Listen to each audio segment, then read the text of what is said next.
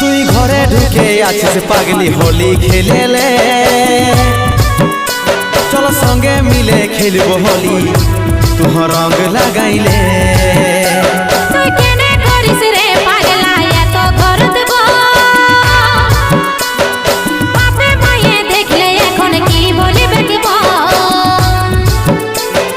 আমি আছি রে খেপি তুই চিন্তা করিস না,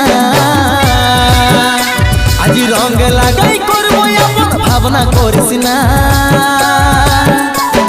হাতে হাত ধরে পাগলি দিছি কথা, এই ফাগুনে ভর